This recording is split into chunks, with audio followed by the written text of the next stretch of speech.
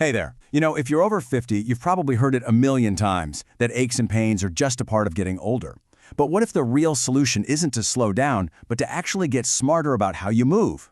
Well, let's dive into a clear guide for keeping your joints happy and your body active for the long haul. So this is the big question, right? Your mind is all in. You want to stay active, go for those long walks, play with the grandkids, but your body, especially your knees, can feel like it's just slamming on the brakes. It's a really frustrating feeling, and today we're going to explore a totally new way to think about it. Okay, first things first. To fix the problem, we really need to understand it. So let's take a quick look at what's actually going on inside our joints and, why that familiar ache keeps showing up. Now, for millions of us, the main culprit behind that joint pain is something called osteoarthritis. It's often called a wear and tear disease. A good way to think about it is like the cartilage in your knee is the tread on a tire, and over time it can wear down. But, as we're about to see, that's not the whole story, not by a long shot. See, it turns out it's not just about the tires.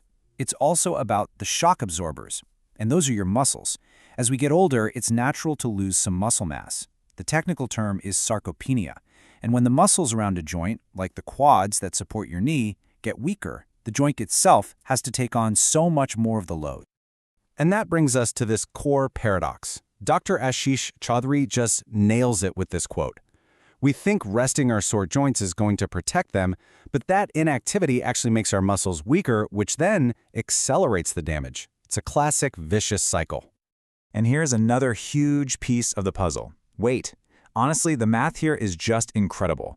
For every single pound of body weight you lose, you reduce the load on your knees by 4 pounds. Think about that. That is a massive return on investment for your joint health, and it shows just how much control we really have here. So, that brings us to our next section, where we're basically going to flip the script on what you've probably always heard.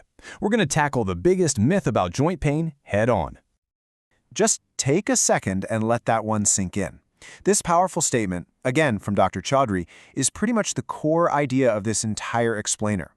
Your first instinct when you feel pain might be to stop moving, to rest, but that is often the exact opposite of what your joints are crying out for. So here you can really see the two paths laid out. On one side, you've got the myth of inactivity, which just leads to weaker muscles and stiffer joints. But on the other side, you have the reality of smart movement, and that creates this amazing positive cycle. You strengthen your support muscles, you lubricate the joints, and ultimately, you start to decrease the pain. I love this little saying because it's so true. Motion is lotion. See, your cartilage doesn't get a direct blood supply, it actually gets its nutrients from the fluid that's already in your joints. And it's that gentle movement that actually pushes that nutrient-rich fluid into the cartilage, keeping it healthy and, lubricated. Okay, so we busted the myth. We know rest isn't always best. Now for the fun part. What exactly should you be doing? Let's build your practical toolkit for smart, joint-friendly movement. Cardio is absolutely key, but it has to be low impact. Walking is fantastic, especially if you can find softer surfaces like a park trail or a track. Swimming, that's the gold standard. The water supports your body, so it's a zero-impact workout. And cycling, especially on a stationary bike, gives you that smooth, repetitive motion that builds strength without all the pounding. Now for strength, and you don't even need a gym for this stuff, leg raises are just incredibly effective for targeting your quadriceps. Those are the big muscles on the front of your thigh that act as your knee's #1 support system. The key here is the slow, controlled movement, and that 5-second hold, that's where you really feel the muscle engage. That's the good stuff. And we absolutely cannot forget the glutes. Strong glutes and hips are so important for proper walking mechanics, and they take a ton of pressure off the knees.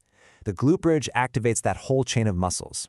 Pay attention to step 4, though. The goal is to squeeze your glutes, not to arch your back. That little detail makes all the difference. So you've got the exercises, but how you do them is just as important as what you do. Let's go over the essential rules of the road to make sure you're moving safely and getting the most out of it. Think of this as your pre-flight and post-flight checklist. Always warm up to get blood flowing. And you have to listen to your body. There's a huge difference between the discomfort of a muscle working hard and a sharp, stabbing joint pain. Focus on quality over quantity with proper form. And of course, always cool down to improve flexibility and help your body recover.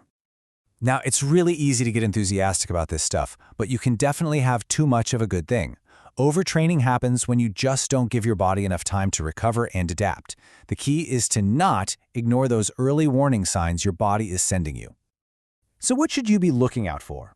Well, if your muscles feel unusually sore for days or your legs just feel heavy, even on an easy walk, that's your body asking for a break. Pay attention to your energy levels and how you're sleeping too. They are fantastic indicators of how well you're recovering. All right, let's bring this all together and take a look at what this new approach really means for your future. This right here, this really gets to the heart of it all. The barrier isn't your age, it's the way you've been moving. Shifting to intentional, smart movement is the key that unlocks absolutely everything else. Because ultimately, this isn't just about managing pain. It's about building a stronger, more resilient body. It's about protecting your independence, having the freedom to do the things you love, and really just improving your quality of life for the long haul. We've gone from the why to the how, and now the only thing left is action. And it doesn't have to be a full workout, right? It could be a 10-minute walk around the block, or maybe just a few leg raises while you watch TV. So I'll just leave you with this question. What's the first smart move you're going to make today?